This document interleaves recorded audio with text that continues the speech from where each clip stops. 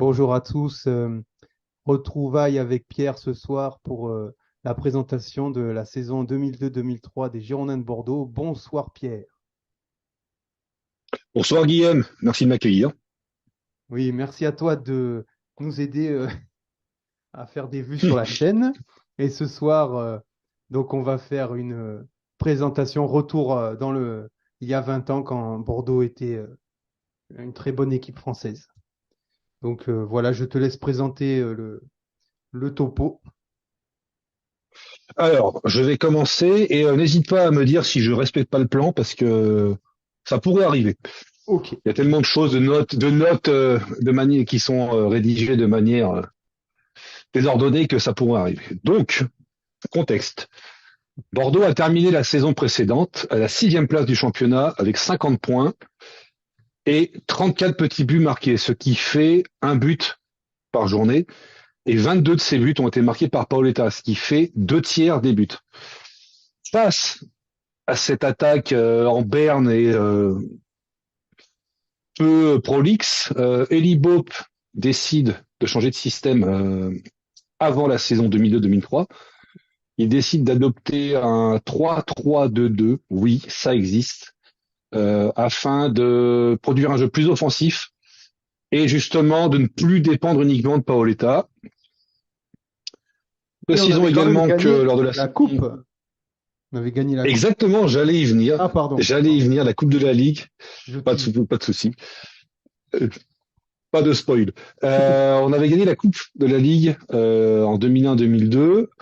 Alors, on avait sorti Cannes 2-1 au premier tour. Et ensuite, on réalise trois grosses performances parce qu'on sort Lyon, qui sera futur champion de France et qui sera le champion de France pour les 7 années à venir. On les sort un au penalty après un match nul un partout. On sort Monaco. Monaco qui avait une équipe avec des noms ronflants sur le papier, des joueurs en fin de carrière comme Birov, Vladimir Jugovic, des bons joueurs de Ligue 1 déjà confirmés comme Rafael Marquez, Ludovic Joly, Marcelo, pardon, Gachardo, Voilà. et des Qui jeunes vont joueurs aller comme jouer, Jérôme Bretagne. ouais, Marquez qui partira pour de longues années au Barça ensuite. Absolument, avec qui il remportera la Ligue des Champions en 2006 Ah. et plusieurs titres de champion d'Espagne. Donc Bordeaux élimine Monaco 2-1 et en demi-finale, ce qui avait valu ce que Eugène Sacomano avait qualifié de les boules ont été chauffées. Bordeaux affronte le Paris Saint-Germain au Parc des Princes en demi-finale. Match engagé, match heurté, match viril, à l'issue duquel les Girondins vont s'imposer 1-0 sur un but de Paoletta, inscrit sur penalty, après une faute absolument abominable de U, qui ne trouve rien de mieux que de tacler les deux pieds décollés du sol dans la surface sur Christophe Dugarry, qui heureusement sur ce coup-là retiendra son geste et conservera sa jambe. Voilà, donc fin de match houleuse. Luis Fernandez pète les plombs. Donc en même temps, quand tu as une équipe avec Arteta, Okocha, Ronaldinho, et que tu n'arrives même pas à être champion ni dans les top 3, il y a de quoi péter les plombs. Bref, ça c'est fait. Et il coincera l'arbitre Gilles Vessière dans le parking avec sa voiture pour demander des explications. Il enverra un... Et Jean-Louis, on t'a bien entubé avec Christian à destination de Jean-Louis Trio. Bon, ça c'est pas faux. Voilà. Donc, ça se Euh, passera. Christophe Dugarry se fera un bon ami en la personne de Frédéric Dehu, on le verra plus tard. Et en finale, les Girondins affronteront Lorient, où évolue Pascal Feyenoord, traité par le club. Et Bordeaux s'imposera facilement 3-0. Deux buts de Paoletta, un but de Kamel Meriem. Et si vous n'avez pas vu les images, je vous conseille le troisième but qui est magnifique. C'est un ciseau de Paoletta, consécutif à une remise en première intention de Christophe Dugarry. Enfin, pas en première intention, il fait contrôle de la poitrine, centre immédiat dans la surface et Paoletta reprend d'un ciseau. Et Bordeaux remporte la première Coupe de la Ligue de son histoire en 2002, après avoir échoué en 97 face à Strasbourg au penalty et en 98 face au Paris Saint-Germain, au pénalty également. Ah ouais, Donc les Girondins abordent cette saison pour 98 ou non Non, 2002, non, j'étais à c'est la ça? finale au Stade de France pour le match, le 20 avril 2002. Ah ouais. Exact, Et est-ce que tu exact. peux arriver à me citer tous les joueurs présents sur cette photo? Alors, à gauche, nous avons l'incroyable, le Voilà, génial, le talentueux, Paulo Miranda. Paul Miranda. Je crois que c'est Christophe, Paul Miranda. Je crois que c'est, j'arrive pas à savoir si c'est Christophe Sanchez ou Nicolas Sanoun à côté de lui, Bruno Basto derrière, Paoletta, Alicart, Tafanou, Roux, Dugarry, Ramé, Olivier Auriac, Vicage de Roisseau, David Gemali. Ah, pas mal. Ah ouais, j'aurais. Non, Marco Canera n'était pas encore arrivé, donc ça peut pas être lui à côté de Non, Paulo Miranda. Ouais. je crois que c'est Sanchez, hein. C'est ça, ouais, Christophe Christophe Sanchez, Sanchez. Ah ouais. Ah ok, le merci. frère de Bon. Jean-Jacques Debout. Alors, Bordeaux donc aborde la saison 2002-2003 avec une petite révolution, puisque Jean-Louis Trio, président mythique des Girondins, passe la main, ou alors se met plutôt en retrait, et passe la main à un certain Dominique Imbeau.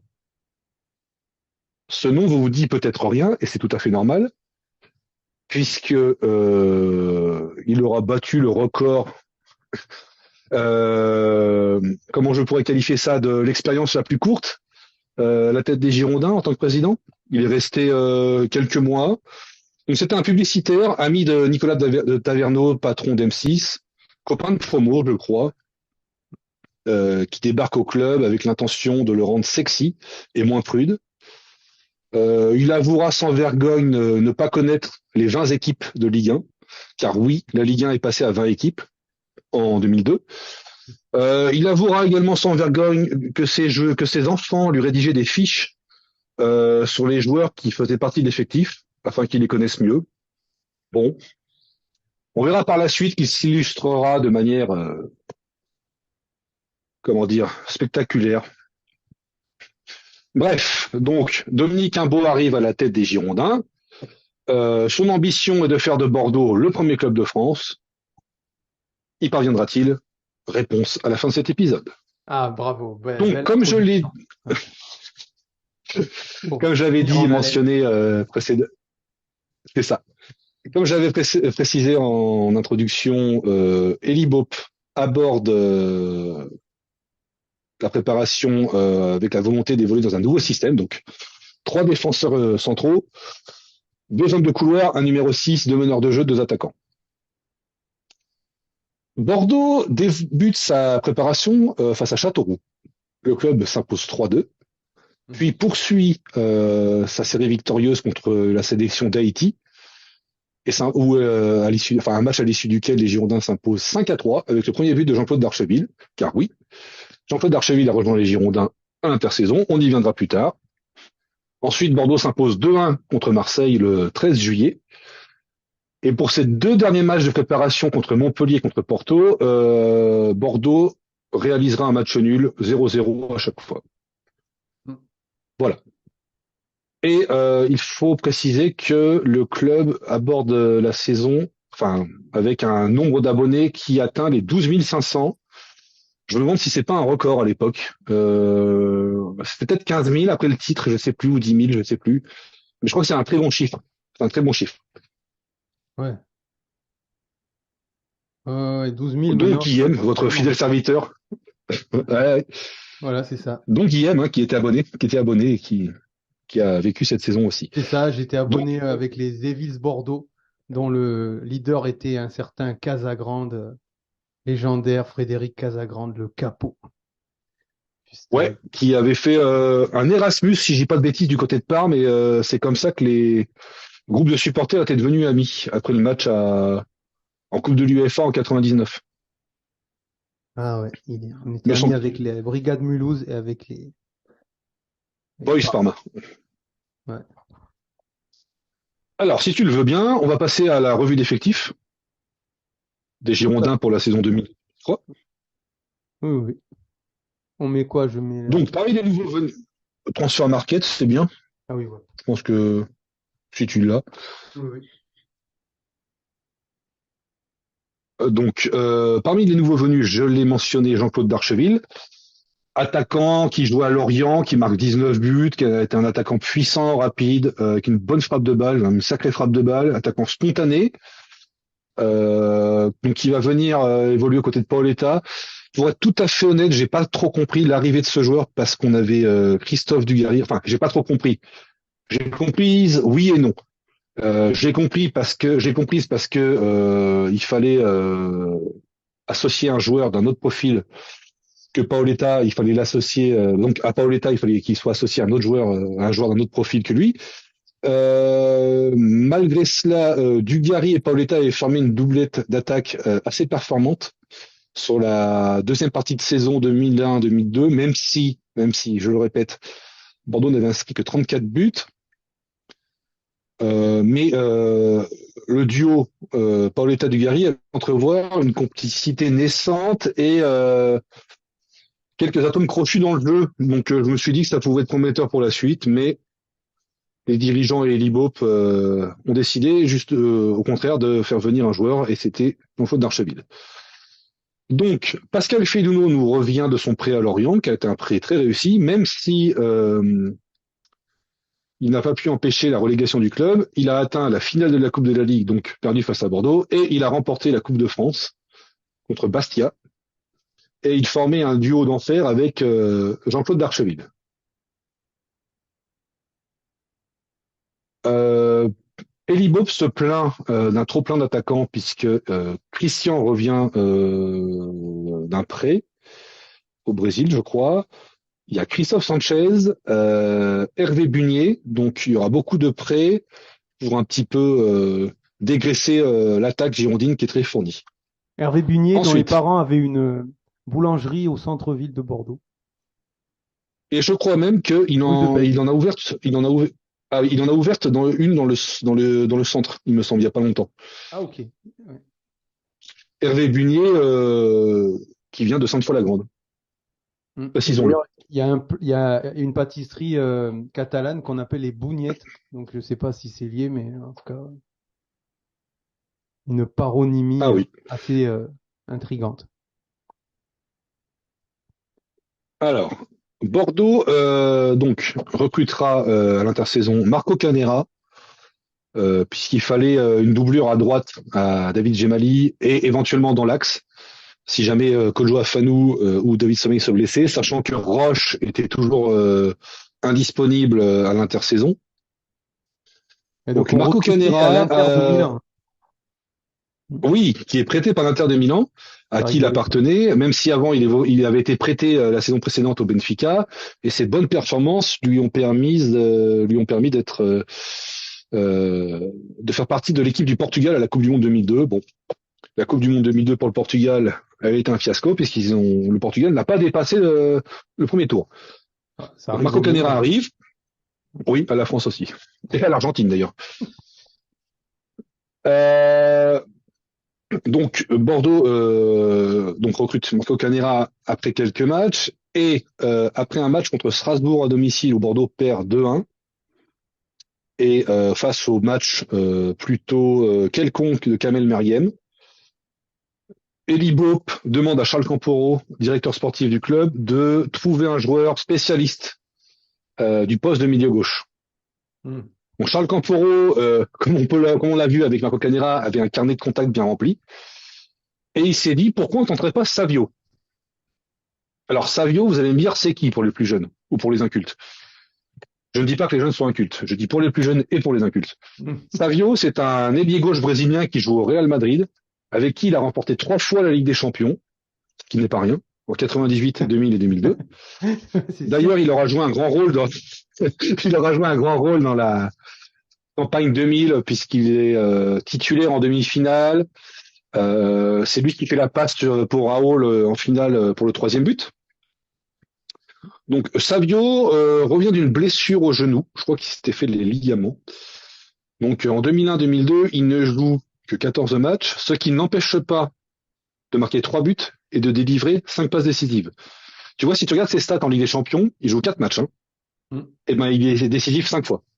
2 buts, 3 passes décisives. Si tu remontes à la saison 2000-2001, Mm. qui pour moi coïncide avec l'un des Reals les plus beaux que j'ai pu voir. Pourtant, je suis pas fan du Real, loin de là. Mais le Real avait une équipe ultra offensive avec le seul Makelele ou le seul Flavo Conceição devant la défense et une armada de milieux offensifs. Donc c'était Figo titulaire inamovible. Ensuite, il y avait Guti et à gauche, il y avait soit Savio, soit Monitis, soit Solari. Et en attaque, il y avait Morientes et Raoul. Donc je peux vous dire que ça a envoyé. Donc en 2000-2001, Savio participe à 26 matchs de Liga, il marque 3 buts et fait 9 passes décisives. Et en Ligue des Champions, il participe à 11 matchs. Au total, il jouera 40 matchs, marquera 5 buts et réalisera 9 passes décisives. Ça montre un petit peu la trempe du joueur que c'était, hein, quand même. Et Et t'as en vu, 99-2000, première, oui, première sélection dans l'équipe du Brésil le 4 mai 1994. Ça veut dire qu'avant la oui, Coupe du Monde il a 94, comment, quoi. Ouais. ouais, ouais, ouais. Il devait être très jeune, hein, je pense. Bah, Il il devait être avait très jeune. 20 ans. Ouais. Ouais, ouais. Mais bon, c'était compliqué de se faire une place parce qu'on dit que bon, Savio, il a, je crois, ça doit être 26 sélections, 24 sélections. Ouais. Faut voir les joueurs qu'il y avait à l'époque à son poste, hein. Rivaldo, il y avait Leonardo, il y avait un paquet de joueurs. Ricardinho. Ricardinho qui est champion du monde, monsieur. Ben oui, monsieur. Alors on se calme. Juninho, il y a- on reste bien tranquille. On se moque Il y pas de avait Juninho Ricardinho. Paulista. Non, non, non. Juninho Paulista, qui était pas le Juninho de Lyon, qui était un meneur de jeu qui a joué à l'Atlético Madrid et à Middlesbrough ensuite, qui était un sacré joueur et qui fait la Coupe du Monde 98 et qui est champion du monde en 2002 aussi. Donc revenons à Savio. Savio en 99-2000, c'est 42 matchs, 9 buts, 11 passes décisives, 4 buts et 5 passes décisives en Ligue des Champions et 4 buts et 6 passes décisives en championnat. Donc, ce n'est pas rien, à tel point que Zidane, son coéquipier au Real Madrid, déclarera à l'arrivée de Savio à Bordeaux, avec Savio, Bordeaux peut jouer le titre. Merci Zizou pour le scoop, on s'en doutait déjà. Voilà, donc Savio, on y reviendra plus tard à la fin de l'émission, avec Ouais. une petite ode à son effigie. Joli teasing. Ouais. Donc, on va passer maintenant au championnat. Ok. On réalise un championnat plus que correct, si on prend les 3 premières journées. Tout d'abord, le club s'impose 3-0 à Lille, club fraîchement entraîné par Claude Puel, avec des buts de Paoletta, Alexis Mertin et Eduardo Costa. Pour la petite anecdote, Paoletta ratera un penalty qui sera arrêté par Grégory Vimbé. Et après avoir raté le penalty, Fernando D'Amico, le milieu de terrain défensif argentin de Lille, viendra le chambrer en lui disant t'es vraiment trop nul, t'as raté un péno. Ce à quoi Paoletta répondra t'es gentil mon coco, il y a 3-0, donc tu retournes de là d'où tu viens. Allez hop, là, ça s'appelle la répartie de Paoletta, et quand on marque des buts comme lui, on pouvait se le permettre. Ensuite, Bordeaux C'était qui affrontera le le Paris champion en Saint-Germain. titre? C'était qui déjà? Lyon, c'est Ah Lyon, oui, c'est Lyon. Lyon, Ah oui, c'est vrai. Ouais. c'est Lyon. Donc ensuite, Bordeaux reçoit le Paris Saint-Germain pour ce qui était, selon Gilles Verdès, jamais à court de conneries, un match décisif dans la saison. Parce que c'est vrai que le club qui allait perdre, c'est vrai qu'il ne lui restait que 36 journées pour rattraper son retard, tu vois. C'est vrai que c'était décisif. Bref. Ah, ouais. Match nul, 0-0. Frédéric Dehu brillera par son intelligence en refusant de serrer la main de Christophe Dugarry lors de l'avant-match. Pas grand-chose à signaler, à part une frappe d'Eduardo Costa lointaine, bien arrêtée par Lionel Letizy. Ensuite, Et Bordeaux se déplace à Montpellier pour la troisième un journée. sacré joueur, hein, cet Petit, Eduardo Costa. Lui aussi, il était aux portes de l'équipe nationale du Brésil, je pense, hein. Ou eh de ben, la... sache que Eduardo Costa était international avant même de rejoindre les Girondins Ah oui, voilà. en 2001-2002. Il était jeune, il avait 18 ans et il joue les matchs éliminatoires pour la Coupe du Monde. Ça se passait pas très bien pour le Brésil. Et ce qui fait qu'il n'a pas pu couper quand il a rejoint le club et qu'il est arrivé complètement cramé aux Girondins. Ce qui explique peut-être sa première saison en demi-teinte. Ouais, ouais. En demi-teinte. Oui. Demi-teinte, j'aimerais voir plus de demi-teinte comme ça, hein. Bref. Voilà, c'était pas français. Un peu comme Ensuite, lui. Mais j'ai envie de te dire que personne n'est fan de Sergio, donc Non, mais à ça, part c'est peut-être son gratuit, là. Sergio. Là, C'est ouais. gratuit, mais c'est justifié. Écoute, les emplois fictifs d'un an, de 2 ans, ça suffit, hein. Bref. Ensuite, Bordeaux se déplace à Montpellier et réalise un petit hold-up face au club de la Paillade en s'imposant 1-0 sur un but d'Alexis Smertin, figure-toi, Ouais. qui était en feu hein, à l'époque, 2 buts en 3 journées. C'est pas arrivé souvent. Euh, Frédéric Roux, qui jouera ce match, arrêtera un penalty et nous permettra de repartir de l'Hérault avec les 3 points en poche. Ah, Et tu avec sais Monsieur que, Colombo tu sais, qui aura expulsé David ah oui, Sommel. ça c'est oui, c'est pléonasme. Bordeaux est deuxième du championnat à la 3e journée. Est-ce que tu sais qui est premier? Sochaux? Alors c'est un club surprise, mais c'est pas Sochaux. Lorient? Non. Pas loin, pas loin. Ah, Guingamp. Oui, absolument. Lorient qui avait fait un recrutement très malin avec Nestor Fabry, Ronan Lechrome, Christophe Leroux et qui était justement en tête du championnat après une victoire 3-0 face à Rennes, qui eux aussi, enfin les Rennais avaient eux aussi fait un recrutement, comment dire, assez onéreux en prenant des joueurs très forts dans Championship Manager, mais pas bons dans la réalité. Hormis Petr Sech, c'était assez catastrophique. Ensuite, Bordeaux reçoit Strasbourg et c'est le match où Elie Bob décide justement de recruter un spécialiste du couloir gauche puisque Bordeaux perd 2-1 malgré un but magnifique de Paoletta, une espèce de frappe de 30 mètres en pleine lucarne. Bordeaux s'inclinera et Elie Bob commencera à se poser des questions quant à son effectif et quant à ses joueurs offensifs. Donc ensuite, Bordeaux va faire match nul 0-0 à Guingamp, premier match de Savio. Et lors de ce premier match, Savio sera pas décisif, mais déjà, on verra que c'est un sacré joueur. Dans ses prises de balles, dans sa vision du jeu, dans ses décisions, on voit que c'est quelque chose d'unique et d'autre. C'est pas Paulo Miranda, si vous voyez ce que je veux dire. Tiens, en parlant de Paulo Miranda, il quitte le club Ouais. avant la fin du mercato et Dominique Imbeau, qui confirmera qu'il ne connaissait rien au foot, dira c'est beaucoup de talent qui nous quitte. Voilà. Donc Ça, c'est envoyé. C'est pas très sympa, je trouve. ça c'est fait. Voilà. En même temps, rappelle-toi, Paulo Miranda, c'était pas terrible. Hein. Ouais, ouais, je sais pas. Après, peut-être qu'il a été meilleur ensuite, hein, dans d'autres équipes. Eh bien non. Scoop.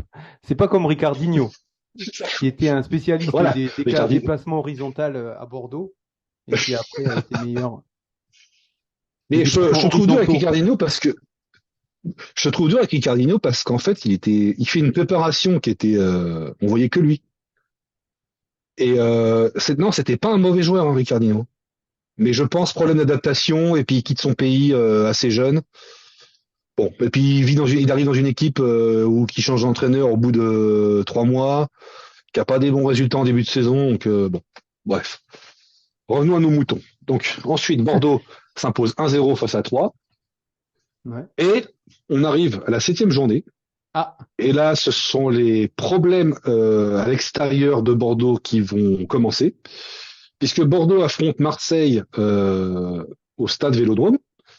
Et l'équipe de Marseille était entraînée par Alain John Travolta Perrin, entraîneur qui a entraîné Troyes les saisons précédentes et qui a fait un super boulot avec Troyes, qui les a emmenés en Coupe d'Europe, parce que rappelle-toi, ils ont remporté la Coupe Intertoto.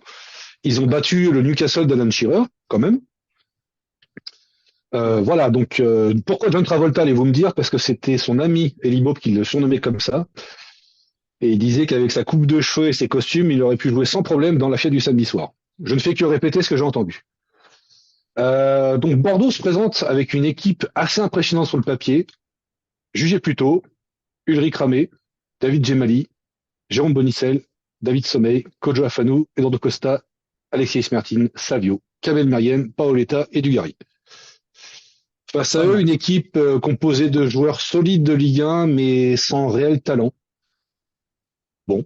Sako Bordeaux se Lamine. procurera un penalty. Lamine Sako était Ah, assez coté, mais bon, ouais, n'a jamais trop Ouais, confirmé. mais Bakayoko, oui. qui était meilleur buteur de Ligue 2 quelques saisons auparavant, qui va à Lens, qui marque des buts en Coupe d'Europe quand Lens va en demi-finale. Ouais. Voilà. Donc Bordeaux se procure des grosses occasions, un pénalty que Paoletta ratera de. Je ne sais pas, j'en ai beaucoup voulu pour avoir raté ce penalty. En gros, plutôt que d'assurer le contre-pied avec un intérieur du pied, il essaie de le faire de l'extérieur en montrant sa supériorité face à Rougneux. Bon, bah ça passe 5 mètres à côté. Il ratera un gros face-à-face aussi.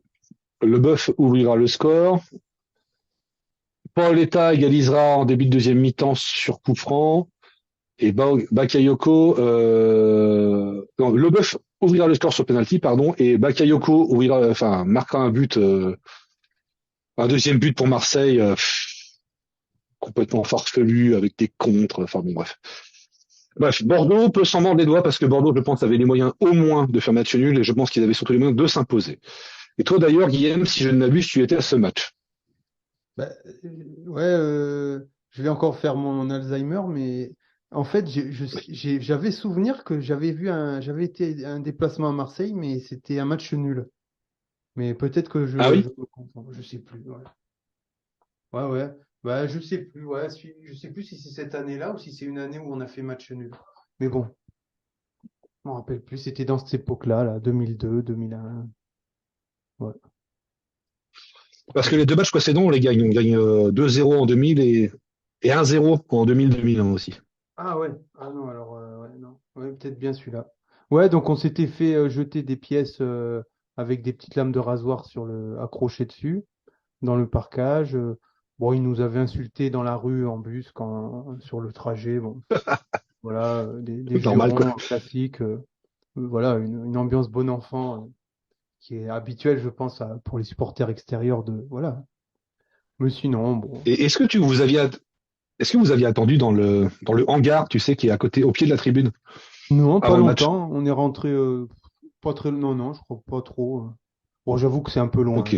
Je vais peut-être pas m'apesantir. Mais non, non, il n'y Mais a c'est pas eu de vrai que problème de violence. Non. ah oui, ok. Non, parce qu'en fait, quand il me semble qu'il y a les tribunes qui se croisent un petit peu, Mm. et pour éviter justement que les supporters se croisent, ils font patienter les visiteurs, enfin les supporters visiteurs dans un hangar, et ils ouvrent le hangar 5 minutes après le coup d'envoi. Enfin, quand j'y avais été, c'était ça mon souvenir. J'y avais été en 2005. Donc ouais, en 2005, je me souviens qu'on attendait, en 2005, on attendait dans un hangar qui était au pied de la tribune avant d'entrer dans la tribune visiteur. Mais je me souviens aussi que tu avais un accueil, un comité d'accueil qui était particulier parce que quand tu rentres dans la tribune, c'est la tribune qui était collée à l'époque au virage nord et tu te ramassais une bronca, mais quelque chose de mignon. Et, euh, et aussi évidemment des objets. Donc moi j'avais vu des pièces, des piles, des batteries de téléphone. Donc c'était spécial on va dire. Ouais, ouais, ouais, c'est sûr. Mais nous, non, on a attendu, on n'est pas, ouais, on a attendu là sous la tribune en bus, mais après on est rentré. Mais on n'a pas raté je pense pas qu'on ait raté le début du match. Ok, Ouais, mais bon. ok. Mm. Donc Bordeaux perd face à Marseille 2-1, hein, match très frustrant comme je l'avais dit précédemment. Mm. Ils se rattraperont face à Lens 1-0 avec un but de David Gemali, une reprise de volée inscrite en fin de match. Puis entre la attendez parce que je me perds, voilà, entre la neuvième et la 15e journée, Bordeaux va confirmer ses difficultés à l'extérieur puisque le club va s'incliner 2-1 Mm. à Bastia, perdre 2-0 à Sochaux, match à l'issue duquel Dominique Imbeau pique une crise. Il n'hésitera pas à traiter les joueurs de sénateurs. Mhm. Il n'hésitera pas à dire qu'ils sont trop payés. Mm. Il n'hésitera pas à dire que les joueurs le font chier. Et il n'hésitera pas à fustiger Kamel Mariem, coupable d'avoir perdu le ballon sur le premier but sochalien. Bon, c'est peut-être son coup de gueule était destiné à réveiller ses joueurs. Malheureusement pour lui, il va se les mettre à dos. Donc, à l'issue du match face à Sochaux, Bordeaux est 10e du classement, loin des ambitions de titre annoncées en début de saison avec le recrutement et puis la volonté de jouer de manière offensive. J'ai pas précisé, Eli Boep, donc avait voulu changer de système en 3-3-2-2 au début de la saison, mais dès le premier match à Lille, il revient en 4-4-2, hein, le 4-4-2 beaupien avec deux meneurs excentrés et deux attaquants. Oui, en plus, Donc Monsieur après le match, Hugo, je pense que c'est un petit peu laissé emporter par son aigreur et sa méconnaissance, puisque bon, Sochaux à l'époque était une bonne équipe quand même, hein. C'était voilà quoi. Et- je pense que c'est un peu l'apathie des Girondins à Sochaux, le fait que Djemalis se fasse expulser après un attentat sur Wilson Oruma. Je pense aussi que alors attends, je vais vérifier la composition des équipes, mais il me semble, je pense aussi qu'il en voulait à Christophe Dugarry, qui était capitaine de l'équipe et qui, de toute façon, il jouait pas ce match, donc je fais que ça n'a aucun intérêt. Mais je me souviens qu'aussi Dugarry, à l'issue d'une défaite, je crois que c'était face à Auxerre un peu plus loin dans la saison, on lui avait demandé quelle avait été la réaction du président. Il avait dit le président, quel président? Voilà. Donc il s'entendait pas avec les joueurs et sa sortie après Sochaux n'a fait qu'empirer les choses. ouais, la greffe, pas du tout Donc comprendre.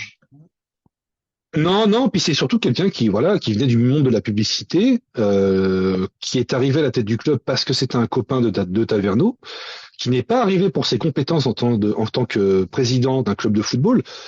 C'était juste un gestionnaire, je pense, et dont l'objectif était de rendre les Girondins plus sexy. Donc je sais Peut-être pas, pas tu un passes long de trio qui métier était un joueur. à l'avance, quoi. Ouais, je sais pas. Alors Dominique Imbeau s'était aussi mis les supporters à dos, hein. Donc il avait fait le coup double, hein. Donc quand tu passes de Jean-Louis Trio, qui certes avait parfois la langue de bois, joué sur les mots, mais qui était un président paternaliste, qui n'aurait pas lavé son linge sale en public comme l'a fait un Dominique Imbeau, bon, ça fait une sacrée différence. Bref. Ouais.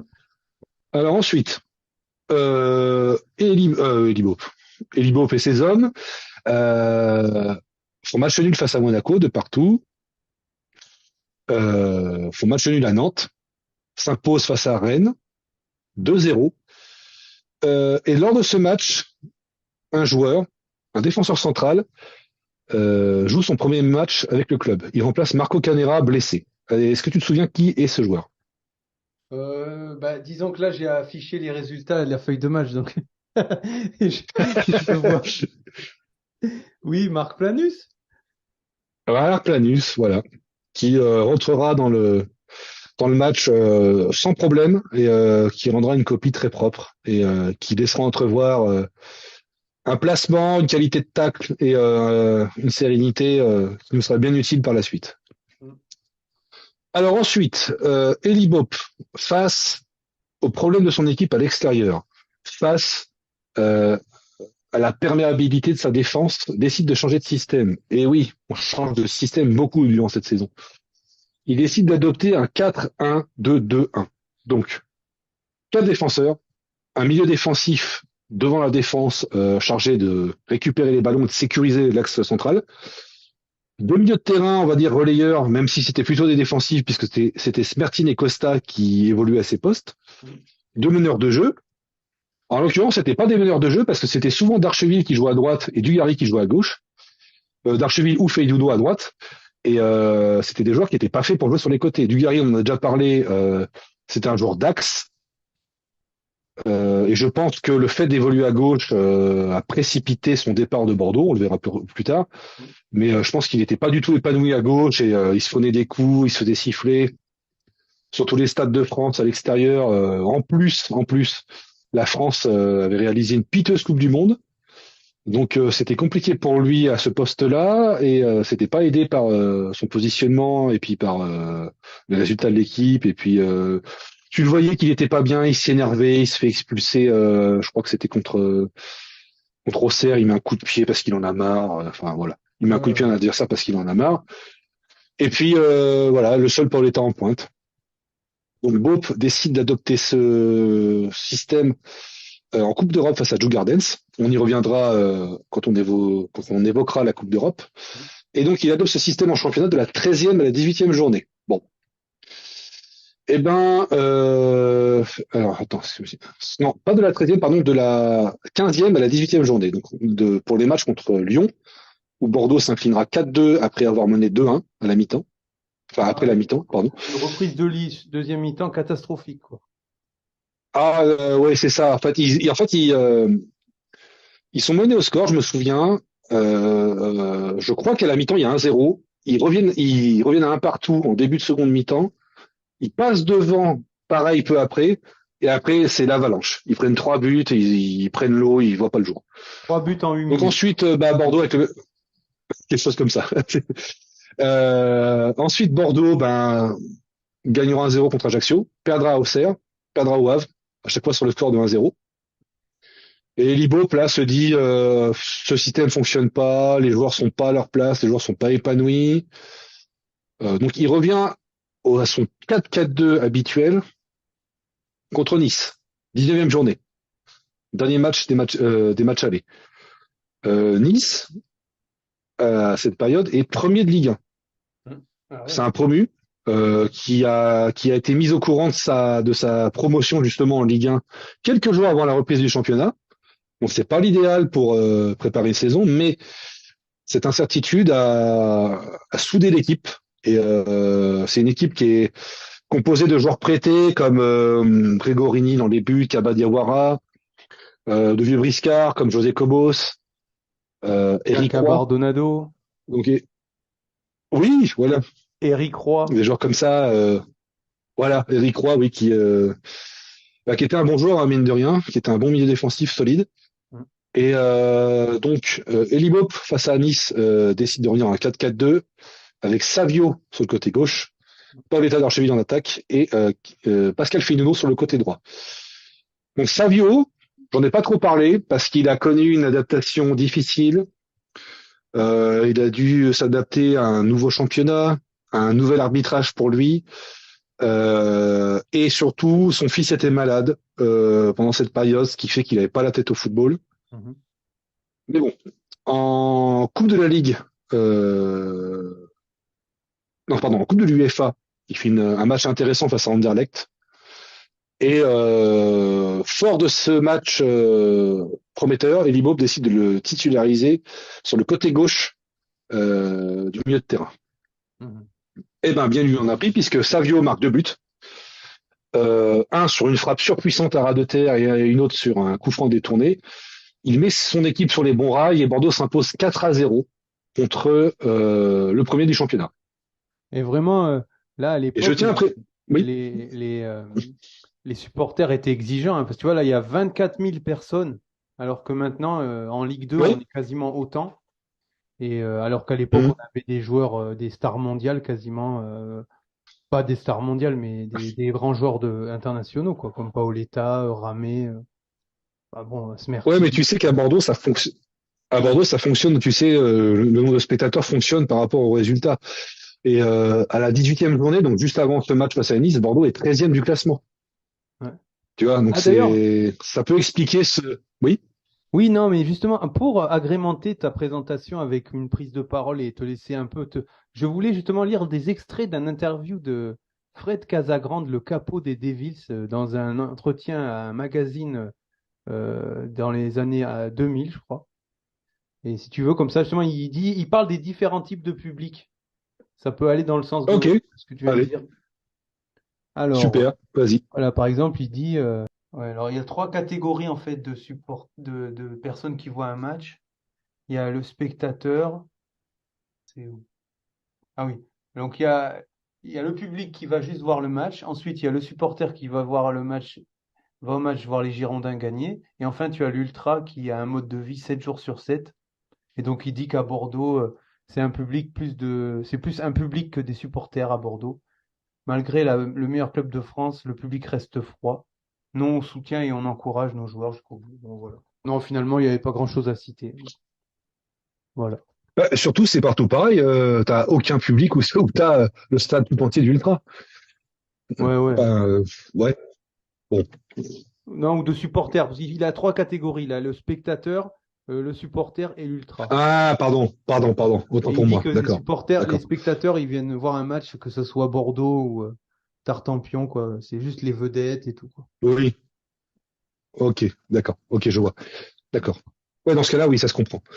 Euh, donc, Bordeaux s'impose 4-0, fait forte impression et entame une série très positive. C'est bien simple. Bordeaux va aborder la deuxième partie du championnat, donc les matchs retour, sur ce succès 4-0, et Bordeaux va terminer premier, et oui, premier de la phase retour. Malheureusement, un championnat, c'est 38 journées et pas 19, mais Bordeaux terminera premier et obtiendra le plus de points sur la phase retour. Donc ça commence par un match nul obtenu au Parc des Princes contre le Paris Saint-Germain. Pascal Feydouno répond à l'ouverture du score de Fabrice Fiorez. Fabrice Fiorez qui se, comment dire, distinguera en fin de match, Ah, puisque non content de simuler un penalty qui sera accordé par l'arbitre, il simule une grosse blessure. En fait, il y a une échauffourée après sa simulation, parce que tous les joueurs ont vu qu'il avait simulé, et que l'arbitre s'était fait berner, ce qui fait que Marco Canera le pousse de la poitrine assez virilement. Il y va pas avec le dos de la cuillère, mais il le frappe pas non plus. Et là, Fiorez s'écroule en se tenant la tête. Mon Dieu, il m'a touché, il m'a frappé. Voilà, donc Canera sera expulsé. Paris aura un penalty qui sera d'abord raté par Ronaldinho, enfin, ou plutôt arrêté par Ulrich Ramé. Et Cardetti, l'attaquant argentin du PSG de l'époque, suivra et manquera, mais incroyablement, le cadre et tira à côté. Je ne sais pas comment il a fait, je ne sais pas comment c'est possible, mais il a réussi. Bref. Bordeaux finit l'année sur ce match nul un partout, avec une fin de match houleuse. avec une entrée de Mathieu Béda Et pour aider oui, qui après l'expulsion justement, de Canera. Ouais. c'est ça, qui vient pour un peu verrouiller, Ouais. solidifier l'arrière-garde. Il a eu beaucoup de Ensuite, blessures, Bordeaux malheureusement. débute. Mais bon, il n'a pas eu trop le temps de faire une belle carrière. Mais tu sais qu'il a fait une carrière sympa, hein, puisqu'ensuite il va en D2 allemande, il va à Kaiserslautern, je crois, et il joue même la Ligue des Champions en Suisse avec, je crois, je ne sais plus si c'est le FC Zurich ou une équipe comme ça. Mais il est capitaine de l'équipe et attention, hein, Ah, il fait pas d'accord. une mauvaise carrière. Mais tu sais, il avait un gros potentiel. Hein. Mm. Oui. Il avait un gros potentiel. Mathieu, si tu nous écoutes. Mm. Euh, donc Bordeaux entame la nouvelle année avec une petite révolution. Tout d'abord, Dominique Imbeau, on pouvait s'en douter, est remercié par M6 début janvier. C'est Jean-Louis Trio qui revient aux affaires. Et le club connaît 4 départs. Tout d'abord, Christophe Dugarry. Christophe Dugarry, qui choisira une destination tout sauf sexy, puisqu'il ira à Birmingham, dans les Midlands, en Angleterre. Mhm. Alors, Birmingham, pour y avoir vécu quelques mois pour des raisons professionnelles, je vous le confirme, c'est vraiment pas la joie. C'est une ville très industrielle, ancienne ville minière. Bref, c'est pas très beau. Et la seule chose pour laquelle Birmingham est connu, c'est en un, l'usine Land Rover, et en deux, pour avoir enfanté 4 des plus grands groupes de rock de l'histoire. J'ai nommé Black Sabbath, Led Zeppelin, Deep Purple et Judas Priest. Ah ouais. Voilà. Donc, Christophe Dugarry rejoindra Birmingham, et pour la petite anecdote, donc lors de mon séjour à Birmingham, c'était en 2006, j'étais dans une famille d'accueil, et le père de la famille d'accueil avait un frère qui était supporter de Birmingham City. Mhm. Et il m'a demandé d'où je venais, tout ça. Donc je lui réponds de Bordeaux. Il me fait, ah, Bordeaux, on a eu un joueur incroyable. On n'a jamais vu ça. Christophe Dugarry. Et c'est vrai que Dugarry a fait de bonnes choses parce que, à Birmingham, il a d'abord sauvé le club de la relégation grâce à des buts inscrits en fin de saison. Il Mhm. joue, franchement, c'était vraiment la locomotive de l'attaque, hein. C'était le fer de lance de l'attaque et il a emmené avec lui le club pour aller chercher le maintien. Ouais, il a mis 6 buts, Euh, apparemment. donc, il- ouais, sur la demi-saison, il marque 6 buts et il est important. Et il me disait, joueur technique, voilà quoi. C'était un peu, tu sais, quand Cantona arrive à Leeds, tu vois, c'était un peu ça. Ouais, ouais, ouais, Voilà. c'est Et sûr. ils en gardent un excellent souvenir, un excellent souvenir. Ah, nul Et n'est puis, de toute prophète en façon, son Dugarry, pays. Ouais. c'est ça. Et en plus, Dugarry était, bon, je pense, très fatigué, que ce soit physiquement et mentalement. Ça se passait pas bien au club. Il avait eu une altercation dans les vestiaires après un match de Coupe d'Europe en direct avec Eduardo Costa. Il était fatigué. Tu le voyais, il sortait des matchs parfois au bout de la 15e minute. Faut pas oublier que la saison précédente, il a été gravement blessé aussi. Je ne sais pas si tu te souviens, mais la France, alors non content de jouer aux quatre coins du monde à l'époque, la France avait joué au Chili, en Afrique du Sud, en Australie, donc avec des temps de voyage incroyables et qui mettaient les organismes des joueurs à rude épreuve. Dugarry avait été blessé lors d'un match en Australie par un tacle d'un dénommé Kevin Muscat, Ouais. qui avait volontairement taclé Dugarry à hauteur du genou. Et il l'avait blessé, ouais, qu'il avait fait une entorse au genou, il avait provoqué une entorse au genou assez sérieuse. Donc voilà, donc je pense qu'à Dugarry, ça lui fait du bien de quitter la France, de plus être l'ennemi public numéro un sur les terrains et de connaître autre chose, quoi. Voilà. On a aussi David Sommeil qui nous quitte. Alors ça, c'est un peu plus surprenant parce que il était quand même parmi les titulaires si tu fais la moyenne. Mais Mhm. bon, je pense qu'il n'a pas su résister aux sirènes de la Première Ligue et de Manchester City. Ah oui. Jérôme Bonissel nous quitte aussi. Alors ça, c'est pareil. Je suis assez surpris. Il est blessé. Il se blesse face à Monaco lors de la 12e journée. Et après, il revient plus dans l'équipe. C'est Bruno Basto qui lui prend sa place. Bon, il part aux Rangers. Et le quatrième, c'est la retraite d'Alain Roche, qui était blessé depuis la saison précédente et qui met fin à sa carrière. Alors, il met fin à sa carrière plus tôt, hein, je crois que c'est au mois d'octobre ou au mois de novembre. Voilà. Donc, avec cette équipe qui ne connaîtra pas d'arrivée au mercato, cet effectif resserré, Bordeaux est invaincu entre la 19e et la 26e journée. Eh ben, Le une club série. s'impose 3-1 d'abord face à C'est ça, série. S'impose 3-1 face à Montpellier. Si tu vois sur le site de la légende des Girondins, il y a un match de la 22e journée qui est Strasbourg-Bordeaux. Alors, il Ouais. n'a pas été disputé entre le match de Montpellier et le match de Guingamp, puisqu'il a été disputé au mois de mars. C'est un match qui a été reporté, je crois, à cause des intempéries. Ok. Donc, il est disputé bien après. Donc, Bordeaux gagne ensuite 4-2 face à Guingamp, avec un but de Savio, s'impose 1-0 à 3, bat Marseille 3-1. Et pour avoir été au match, je m'en souviens, Bordeaux peut s'imposer 4 ou 5-1 facilement. Paoletta rate à nouveau un penalty. Mais Bordeaux, franchement, archi domine l'équipe de Marseille, qui revient dans le match en fin de partie grâce à un but de Van Buiten. Alors, tu te rappelles de Daniel Van Buiten? Ouais, Il ouais. jouait défenseur central et il finit meilleur buteur du club, hein. Je crois qu'il marque 11 ou 12 buts cette saison-là, en championnat. Un match où ce Ce qui qui en dit devait long sur être le jeu de... Oui, très calme, avec seulement 9 cartons rouges. Jaunes, 9 cartons jaunes. oui, oui.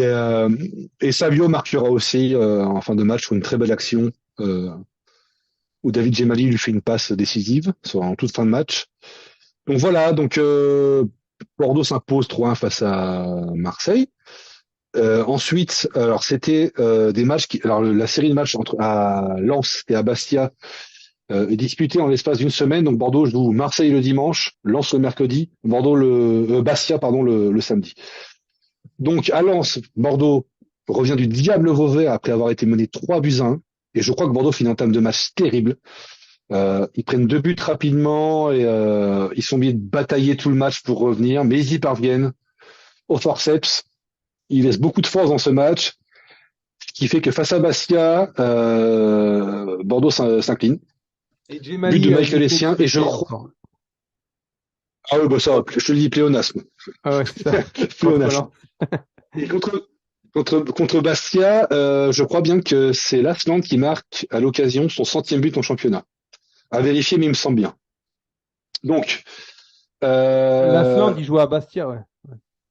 ouais, avec ils avaient une équipe, tu sais, de joueurs revanchards. Il y avait Florian Maurice, Jocelyn Gourvenec, Franck Sylvestre, des Et joueurs puis, expérimentés du championnat.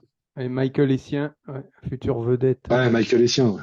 Ouais. futur gros joueur de Lyon et de Chelsea par la suite. Et Cyril Roll, il jouait où dans Euh, le style? Au Gros Bourrin aussi. il jouait à Lens. Ah Lens à cette Il jouait à époque-là. Lens. Ouais. Ouais, ouais. Donc ensuite, Bordeaux, euh, connaît une bonne série, puisqu'ils obtiennent 4 victoires et un nul en 5 matchs, entre la 28e et la 32e journée. Une victoire 1-0 à Sedan, une victoire 2-0 avec un festival du quatuor offensif, Savio, Feiduno, Paoletta d'Archeville contre Sochaux, une victoire 1-0 à Monaco, et c'était pas rien parce que Monaco à l'époque était en feu. Euh, c'est la deuxième saison de Didier Deschamps. Et en gros, il décide d'arrêter les joueurs en fin de carrière comme Jugovic, euh, Birov, et il décide de s'appuyer sur des jeunes joueurs comme Roten, Evra, Joly, Chabani, Nonda, Dado Perso, et sur un milieu de terrain très solide défensivement qui était composé de Lucas Bernardi et de Rafael Marquez, puisque le grec Zikos s'était blessé en début de saison et s'était fait des croisés. Ouais. Donc il s'appuie sur cette équipe-là. Et Bordeaux s'impose 1-0 sur un but magnifique de Jean-Claude Darcheville qui parcourt 60 mètres et à l'issue d'une course folle et d'une échappée en solitaire, bat Flavio Roma d'une balle piquée. Alors, après ce match face à Monaco, Bordeaux reçoit Nantes et ne fait que match nul. Faut souligner l'absence de Savio lors de ce match. Et voilà. Et donc, peu avant, enfin juste avant le match face à Nantes, si Savio est absent et si Eduardo Costa sont absents, c'est parce qu'il y a eu ce match à Strasbourg qui a été disputé. Donc il faut savoir que avant ce match face à Strasbourg, Bordeaux est quatrième à 3 points de Lyon, le leader, et à un petit point de Marseille. Malheureusement, Eduardo Costa se fera expulser en début de match. Alors je ne sais pas comment tu peux disputer un match avec une telle importance et un tel enjeu, que ce soit au niveau du classement et aussi au niveau économique pour la saison suivante. Je ne sais pas comment tu peux avoir l'idée de t'essuyer les crampons sur le genou de ton adversaire et espérer ne pas prendre un carton rouge. Je ne sais pas comment c'est possible. Donc Bordeaux, bah voilà, donc va devoir concéder un match nul un partout à cause de cette expulsion. Savio sera expulsé en fin de match pour avoir contesté avec trop, comment dire, de manière trop véhémente une décision arbitrale. Et voilà, et ces deux joueurs manqueront face à Nantes et Bordeaux n'arrivera pas à forcer la décision. Donc ensuite, 32e journée, Bordeaux gagne 4-3 à Rennes à l'issue d'un match complètement fou. Bordeaux mènera jusqu'à 4-1 et encaissera 2 buts en fin de match, ce qui nous aura fait peur, nous supporters, parce on a cru que Rennes allait réussir à égaliser, mais ce ne sera pas le cas. Ouais, 4 buts en 10 Ah minutes. oui, et ouais, précision importante, à partir de la 31e journée, c'est Frédéric Roux qui remplace Ulrich Ramé jusqu'à la fin de la saison parce que Ramé est blessé. Ouais. Il saura sa petite importance par la suite. Donc, match au sommet à la 33e journée. Bordeaux reçoit Lyon, leader du classement. Si Bordeaux s'impose, Bordeaux revient à égalité de points avec Lyon. Bordeaux fera un match superbe, vraiment. Savio mettra une misère pas possible à son adversaire direct, Éric de Flandre. Il lui fera tout. Hein. Il lui fera tout. Je pense que de Flandre avait qu'une envie, c'était que le match s'achève parce que il n'a pas dû connaître des matchs aussi difficiles souvent dans sa carrière. Bordeaux ouvrira le score. Oui, oui, Bordeaux ouvrira le score, même s'il y a eu un 0 pour Lyon. Malheureusement, le but sera refusé pour un hors-jeu complètement imaginaire de Paoletta. Tiens, ça nous rappelle Ah, des souvenirs. Saison précédente, rebelote. Bordeaux ouvre le score par Paoletta et également le but a été refusé pour un hors-jeu imaginaire. Donc ça fait 2 saisons de suite, ça commence à faire beaucoup.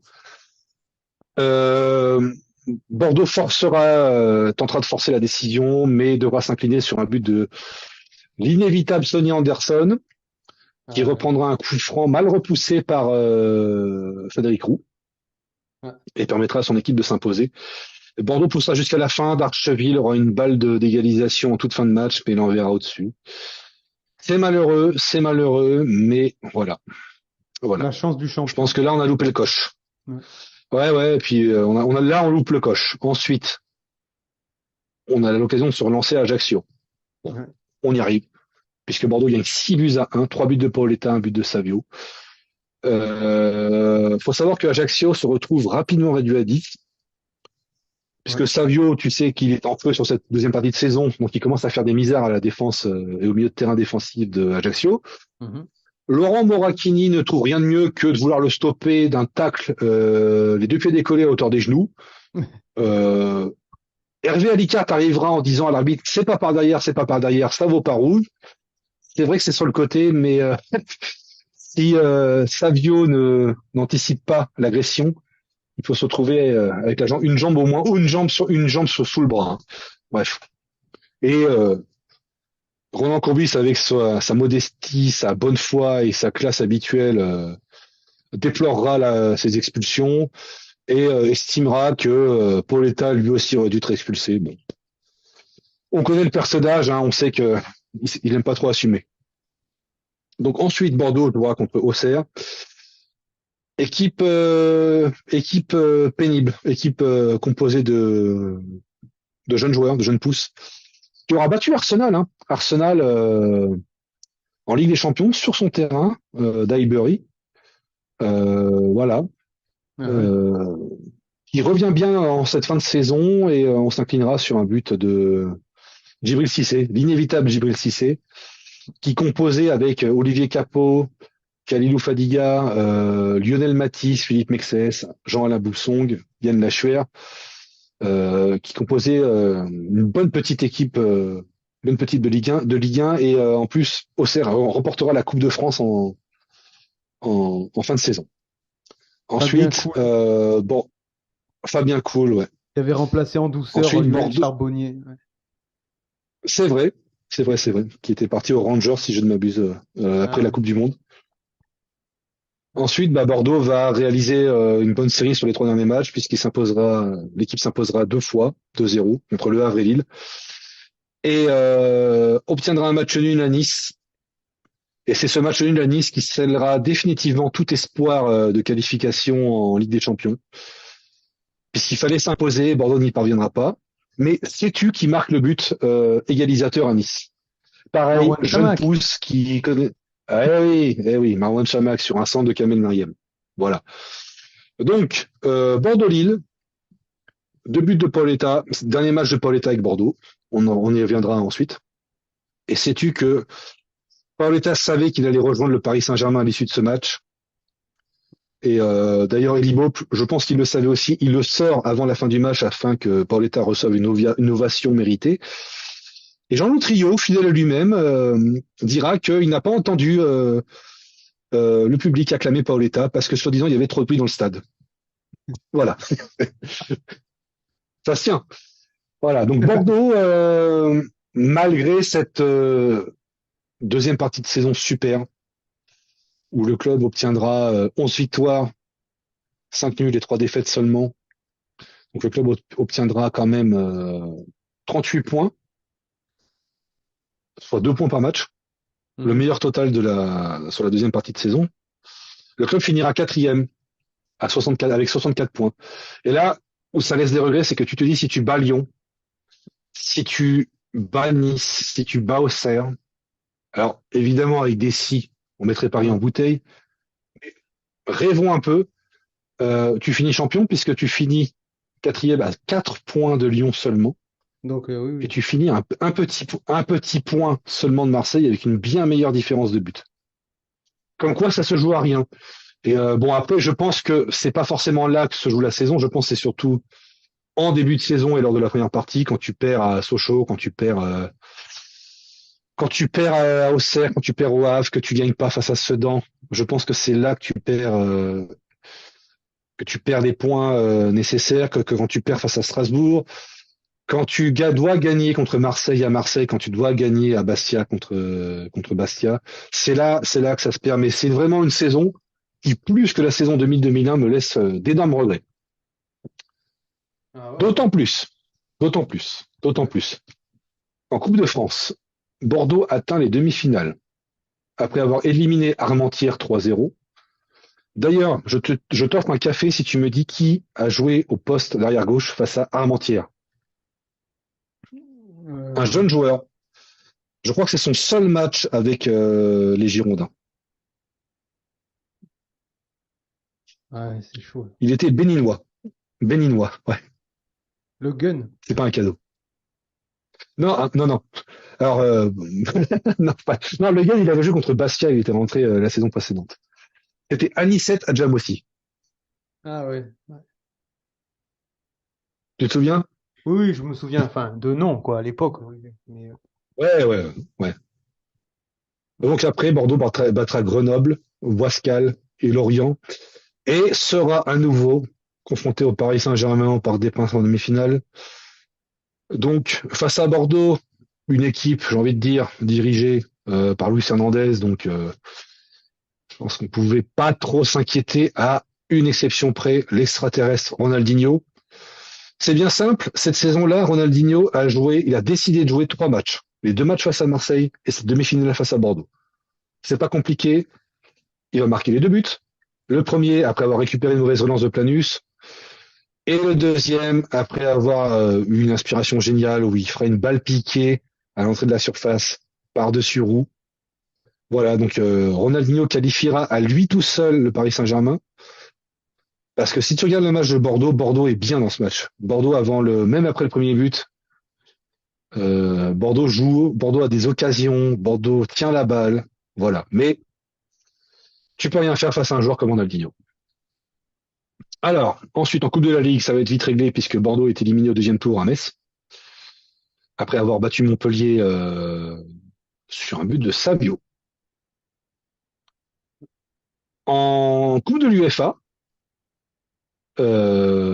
Bordeaux dispose des Slovaques du Matador Pukov très facilement puisqu'ils s'imposeront 6-2, 10-2 ou 10, non 10-1 pardon sur l'ensemble des 2 matchs, 6-0 à domicile, 4-1 au retour. Deuxième tour face au Suédois de Djurgårdens où évoluait la menace, le terrible, l'incroyable Kim Kallström ou Schallström, qui est un jeune joueur très prometteur à l'époque, et Andreas Isaksson qui gardera les buts de Rennes. D'ailleurs, les 2 joueurs joueront à Rennes par la suite, c'est marrant. et Elmander aussi. Au Bordeaux, c'est Ouais. exact. C'est exact, oui, tu as raison. Qui nous causera bien des troubles et des tourments avec Toulouse, quelques années plus tard. Bordeaux s'impose 1-0, but de Feydouno, et s'impose 2-1 au match retour. Et c'était donc le match à Blue Garden, c'est le premier match où Eli Bob décide de jouer avec un milieu de terrain renforcé, 2 joueurs sur les côtés, un attaquant. Bon, ça portera ses fruits face à Blue Gardens, notamment grâce à Pascal Feydouno, qui mettra une misère pas possible à Michael Dorsin, arrière gauche de Blue Gardens, pardon, qui jouera lui à Strasbourg et qui prendra aussi, qui prendra aussi comment dire, une danse et dansera bien la polka face à Pascal Feydouno ou Bonaventure Calou avec Auxerre. Je me souviens que il a eu de grosses difficultés face à ces joueurs-là.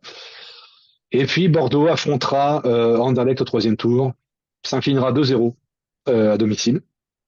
Mhm. Lors d'un match où les supporters d'Anderlecht se sont illustrés par leur bêtise crasse, ils ont insulté Dugarry, ont tenu des propos homophobes à l'encontre de Dugarry tout le match, Mhm. et il y a même une banderole que je ne citerai pas, mais à l'encontre de Christophe Dugarry.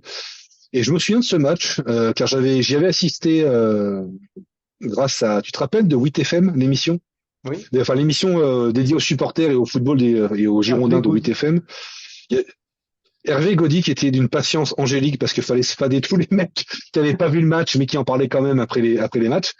Euh, on le salue Hervé Gaudy si jamais il tombe sur cette émission. Eh bien, il animait une émission, c'était à 18h je crois, 18h ou 19h. Je ne sais plus si c'était toute la semaine ou quelques jours par semaine.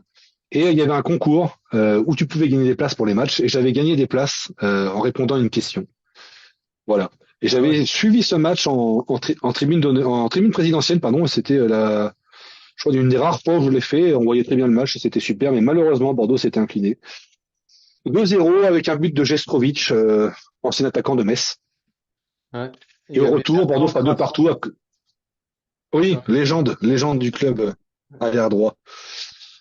Euh, Bordeaux fera deux partout là-bas. Darcheville entrera, marquera deux buts. Et Bordeaux était mené 2-0. Donc voilà. Euh, Est-ce qu'on ferait pas une petite revue d'effectifs? Parce que je crois que j'ai complètement zappé avant de parler des satisfactions. Qu'en dis-tu? Oui, tout à fait, oui. Oui. Alors, nous avions au poste de gardien. Alors, On peut, on peut passer à la revue d'effectifs rapidement. J'ai oublié de faire ça en début d'épisode, mais c'est pas grave, on va s'attraper maintenant. Donc, c'est simple. Bordeaux possède le meilleur gardien de but de l'exercice précédent en la personne d'Ulrich Ramé. Ulrich Ramé a reçu le trophée de meilleur gardien de but lors de la cérémonie de remise des trophées UNFP pour la saison 2001-2002. Et d'ailleurs, ses bonnes performances lui ont valu d'être numéro 2 lors de la Coupe du Monde 2002. Voilà, avec le résultat que l'on sait. Il est épaulé par Frédéric Roux, qui jouera sur la fin de saison, et par Mathieu Valverde. Ensuite, en défense, nous avons les habituels Kodjo Afanou et David Sommeil en défense centrale. Un petit jeune en la personne de Marc Planus, qui jouera quelques matchs lors de cette saison. Nous avons aussi Marco Canera, qui peut jouer en défense centrale et aussi au poste de latéral droit, si jamais David Gemali est défaillant. Mathieu Beda aussi, qui peut jouer et à droite et dans l'axe. À gauche, nous avons Bruno Basto, arrière-gauche portugais qui était très décrié par les supporters. Alors, j'aimerais dire un truc sur Bruno Basto. Oui, il était limité. Oui, son placement était aléatoire. Mais c'est un joueur qui se battait et qui aimait les Girondins. Donc, je préfère voir 1000 fois un mec comme Bruno Basto qu'un mec comme Diego Contento, hein, qui venait du Bayern, qui en plus d'être nul, ne se battait pas. Donc, Bruno Basto 100 fois plus que Contento. On a Jérôme Bonicel qui normalement partait titulaire cette saison-là, mais qui s'est blessé et qui a quitté le club au mercato hivernal. Et on a Anicet Adjamossi. Et à droite, nous avons David Gemali. Milieu de terrain, Alexei Smertin, le poumon russe. Eduardo Costa, milieu de terrain défensif. Rugueux, bonne qualité de transversal, voilà, qui devrait un petit peu plus calmer son jeu. Plus penser à récupérer des ballons plutôt qu'à faire des fautes. Derrière, on a Nicolas Sanoun et Olivier Aurillac. Au poste de milieu offensif, nous avons Kamel Meriem, qui démarrera la saison titulaire, mais qui sera relégué sur le banc de touche avec l'arrivée de Savio et l'éclosion et l'avènement de Pascal Feidouno. Paulo Miranda qui partira à la fin du mercato estival. Ensuite, en attaque, tenez-vous bien, on a Savio, qu'on présentera plus en longueur tout à l'heure. Pascal Feidouno, qui nous a offert le titre en 99. Christophe Sanchez, Marwan Chamakh, jeune attaquant marocain, qui deviendra le fer de lance des Girondins dans les années d'après. Jean-Claude Darcheville, transfuge de Lorient, 19 buts au compteur. Christophe Dugarry, attaquant fatigué, qui quittera le club au mercato hivernal. Paul Letta, meilleur joueur de la saison précédente.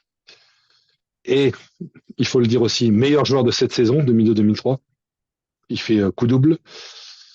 Mais il ne finira pas meilleur buteur. Et ensuite, Cédric Friston, jeune attaquant virevoltant de 26 ans. Voilà pour l'effectif. Guillaume, tu as quelque chose à rajouter? Des questions? non, non, non, non, rien. Bon, si ce n'est que ça fait quand même un choc en 20 ans d'être arrivé à ce stade où on en est ouais, aujourd'hui, quoi. Mais bon, Mmh, voilà.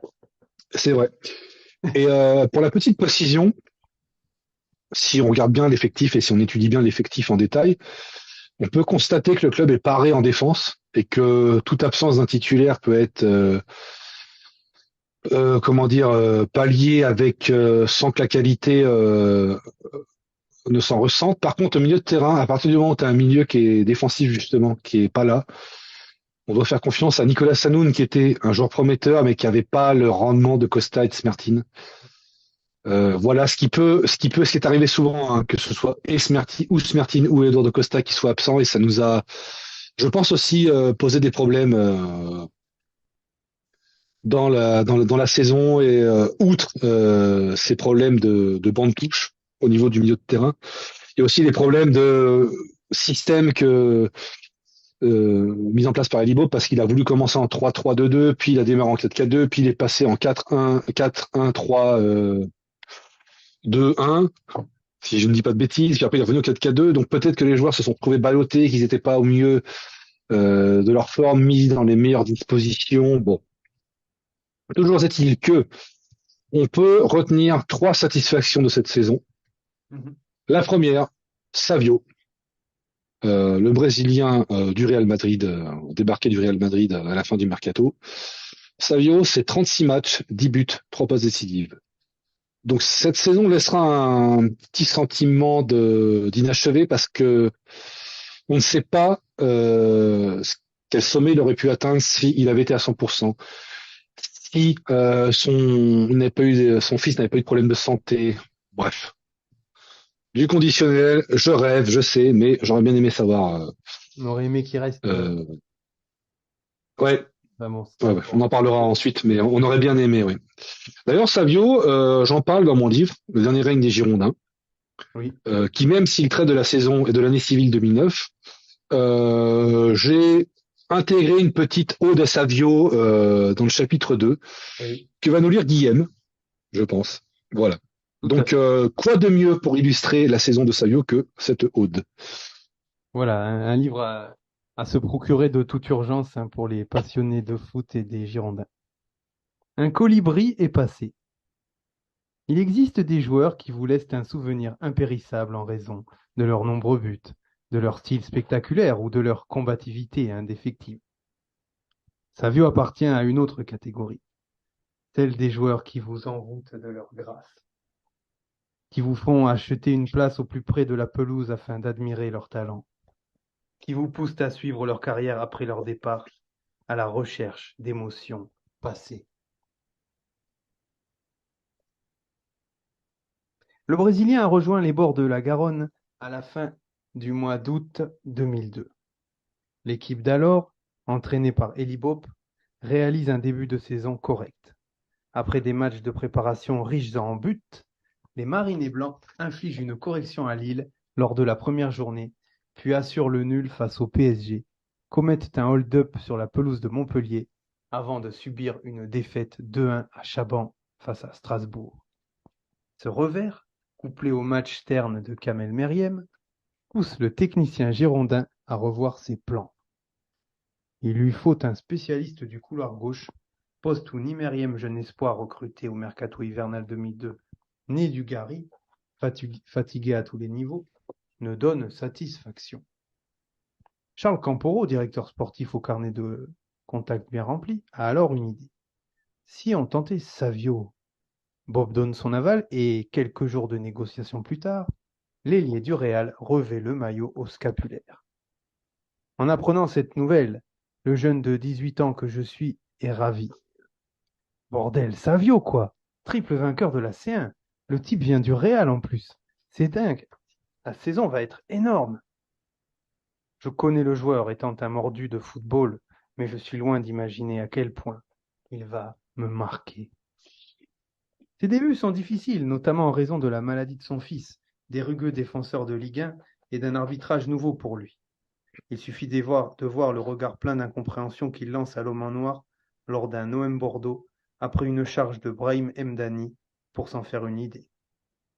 N'oublions également pas qu'il a enchaîné plusieurs blessures sous la tunique des merengues et qu'il peine donc à retrouver le rythme. Eli Bob tente de le ménager. Il le sort bien avant la fin des matchs et le place même sur le banc, ce qui ne manque pas de l'irriter. Il marque son premier but de la tête lors d'un déplacement des Girondins en Coupe de l'UEFA sur la pelouse des Slovaques de Pušov, avant de récidiver pratiquement un mois plus tard contre Monaco en championnat. Entre ces deux moments, le Brésilien laisse brièvement entrevoir une aisance technique délicieuse. Ah, ce contrôle orienté de l'extérieur du gauche, un pied gauche précis. Ah, ses corners, ses coups francs et ses centres. Et une accélération foudroyante. Ah, ces 3 pas effectués après un dribble qui laisse son adversaire sur place. Il faut attendre le mois de décembre pour assister au premier récital du maître. Face à Nice, promu qui effectue une première partie de championnat remarquable, le colibri agite ses ailes et s'offre un doublé, d'une frappe surpuissante et d'un coup franc détourné. Ayant assisté au match au bord de la pelouse, j'éprouve toujours une certaine peine envers Noé Pamaro, arrière droit des Aiglons au physique de catcheur et victime du soir du Brésilien. Savio lui a tout fait. Crochet, contrôles orientés, contre-pied, feinte de corps ou accélération. Le Niçois n'a sûrement gardé qu'un souvenir de ce match, celui du numéro 11 de son adversaire direct qui lui échappe. Le seul moyen qu'il a trouvé de l'arrêter, c'est de commettre des fautes.